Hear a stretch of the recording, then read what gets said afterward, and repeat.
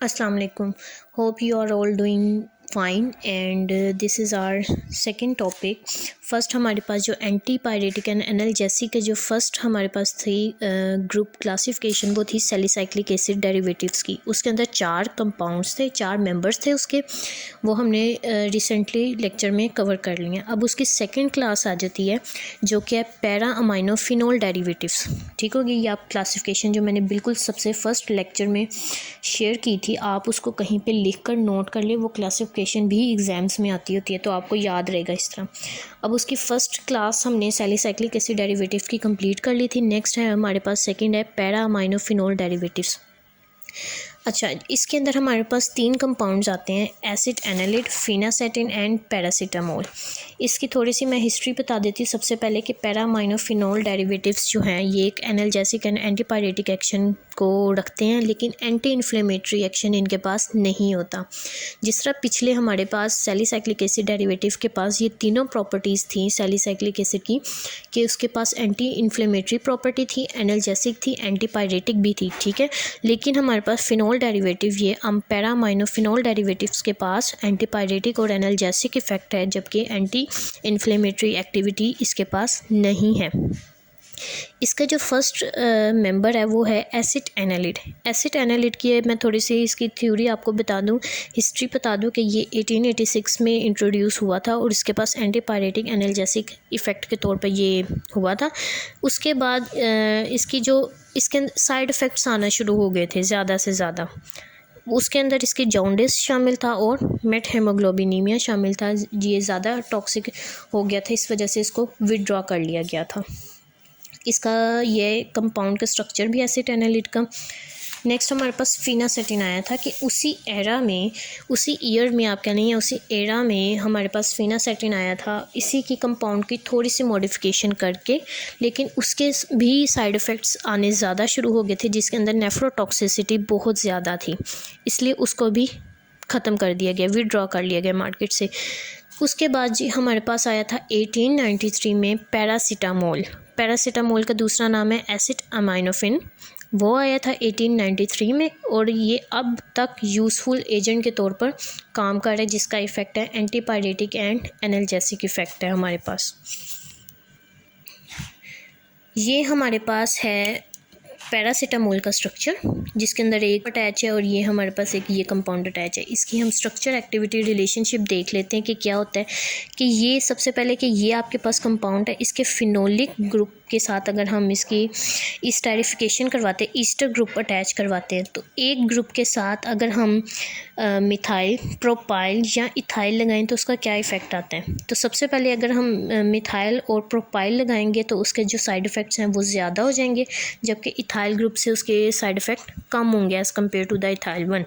उसके बाद आता है जी हमारे पास कि अगर हम इसके ये आपके पास है नाइट्रोजन एटम। नाइट्रोजन एटम की अगर हम सब्सटीट्यूशन कर देते हैं, ठीक है, नाइट्रोजन क्योंकि खुद भी बेसिक इन नेचर होता है तो इसकी बेसिसिटी पर भी इफ़ेक्ट होता है, उसकी बेसिसिटी कम हो जाती है। उसके बाद अगर हमारे पास अमाइड डेरिवेटिव आता है फ्रॉम एरोमेटिक रिंग, ये अमाइड डेरिवेटिव हमारे पास कोई, हम इसके साथ ये एक रिंग अटैच कर देते हैं, ठीक है, एरोमेटिक रिंग अटैच कर देते हैं। For example N phenyl benzamide है, ठीक है, तो ये लेस एक्टिव होता है as compare to this one. आपके पास फिनोल ग्रुप और ये आपके पास अमाइनो ग्रुप ऑपोजिट डायरेक्शन में पैरा पोजीशंस पे अटैच होने लाजम हैं। अगर इनकी पोजीशन ऑर्थो या मेटा पे आ जाती है तो वो इनएक्टिव पोजीशंस है, तब इनका इफ़ेक्ट आपस में या कोई भी जो हाइड्रोक्सिल इफ़ेक्ट दे रहा है या फिर अमाइनो इफ़ेक्ट दे रहा है वो वाला इफ़ेक्ट प्रोड्यूस नहीं करेगा। और जो एंटीपायरेटिक इफ़ेक्ट जो पैरासीटामोल का हमें मिलता है वो इसके अमाइनो ग्रुप की वजह से मिलता है। अमाइनो ग्रुप जब बेंजीन के साथ अटैच होगा तो तब हमें उसका एंटीपायरेटिक इफ़ेक्ट मिलेगा।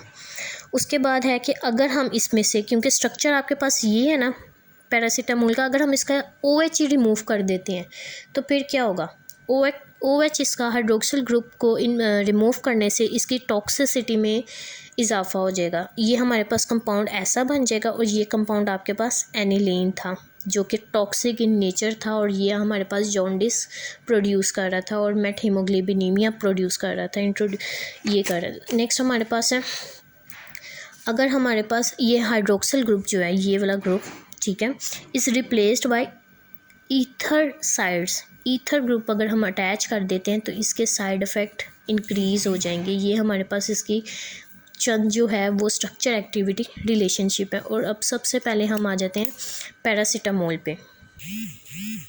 हम अब इसका जो मेंबर है पैरासीटामोल, क्योंकि अब यही एग्जिस्टिंग है टिल नाउ, बाकी दोनों विड्रॉ कर ली गए थे, इसलिए उसको देखने की ज़रूरत नहीं है। हम पैरासीटामोल की ही सिंथेसिस देखते हैं कि ये इसकी सिंथेसिस क्या है। सबसे पहले तो सबसे पहला हमारे पास फिनोल आता है। This is your phenol, OH, phenol group.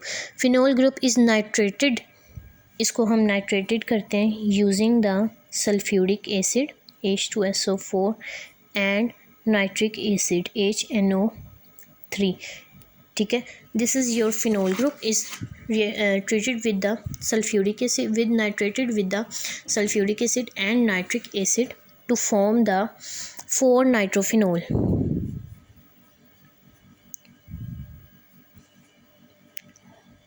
4-nitrophenol, 4 position, ये 1, ये 2, ये 3, ये 4, ये 5, अगेन ये 6, ये 4 पोजीशन पे आपके पास नाइट्रोजन का ये मौजूद है, इसलिए इसकी पोजीशन है 4-नाइट्रोफिनोल। मैं यहाँ पे लिख भी देती हूँ, दिस इज़ योर फिनोल 4-नाइट्रोफिनोल।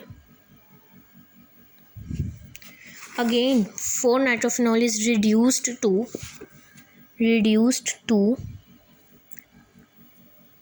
क्योंकि रिड्यूस की रिडक्शन हो रही है, it is reduced to four aminophenol.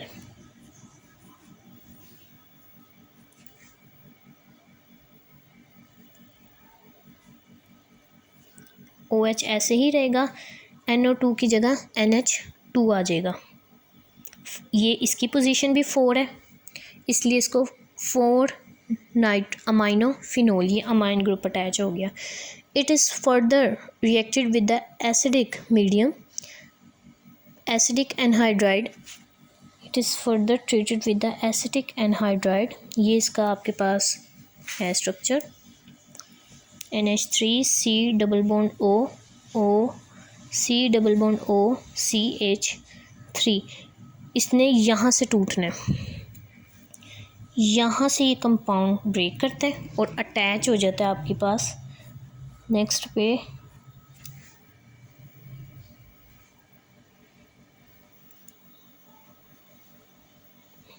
OH as it is रहेगा। यहाँ पे NH2 है आपके पास, ठीक है। NH2 में से एक हाइड्रोजन निकल जाएगा, ठीक है, पीछे एक NH और यहाँ से COCH3। This is your paracetamol.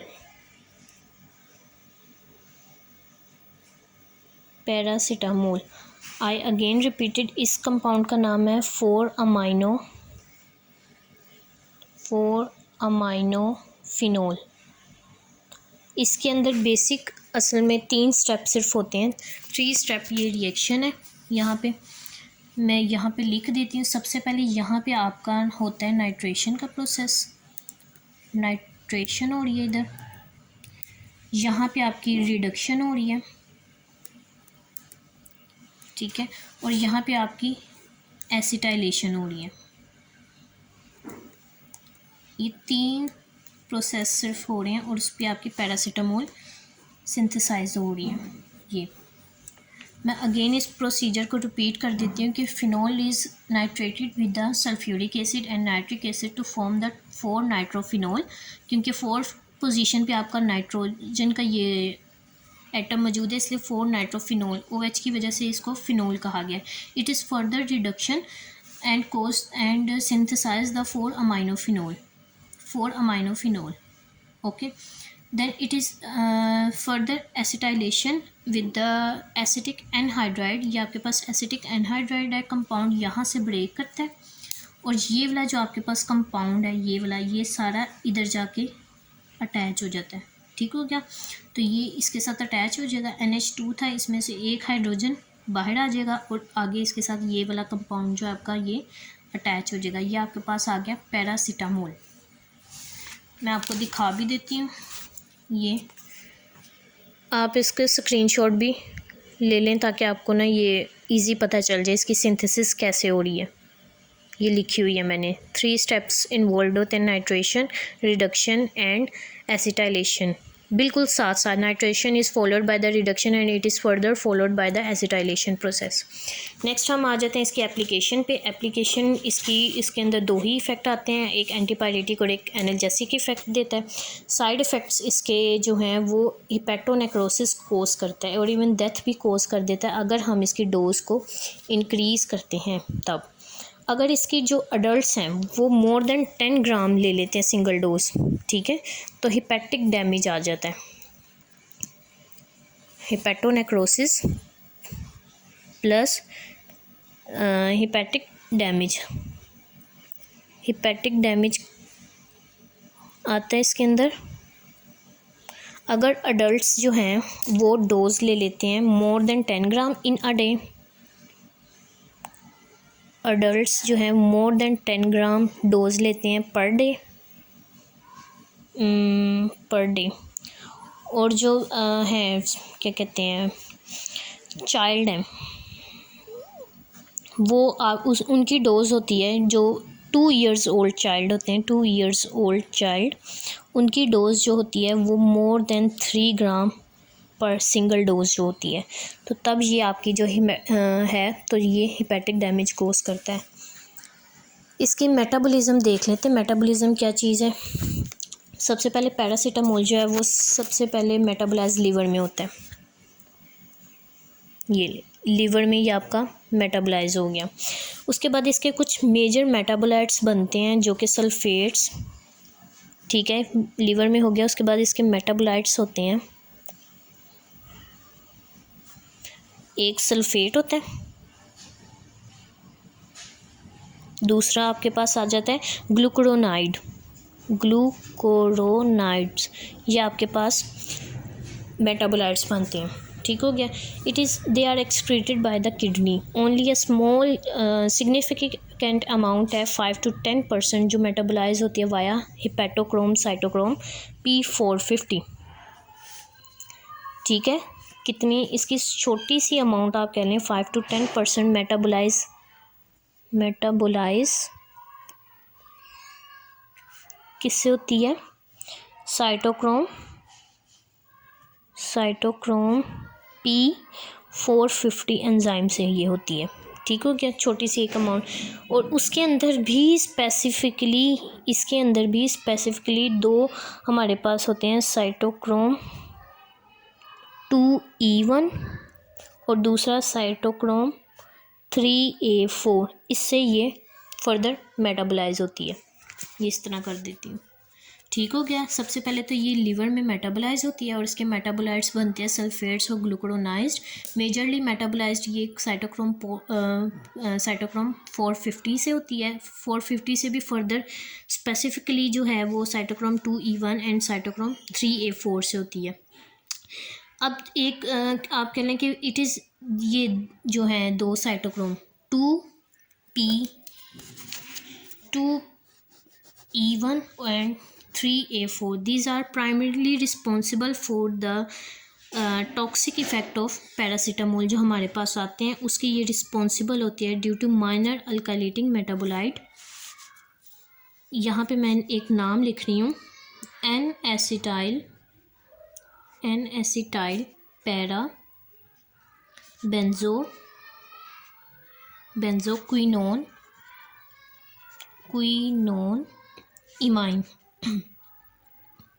Imine. इसको एब्रीवेशन में लिखा जाता है NAPQI,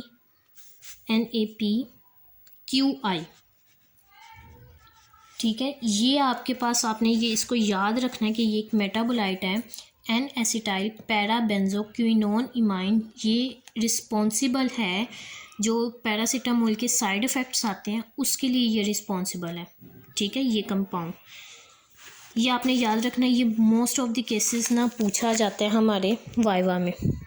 ये आपको सिंथेसिस मैंने दिखा दी थी, ये आपके पास मेटाबॉलिज्म है, सारे एप्लीकेशन, साइड इफ़ेक्ट, मेटाबॉलिज्म, ये आपके पास रेडी टू यूज़ कह लें, हैंडमेड्स नोट्स हैं ये।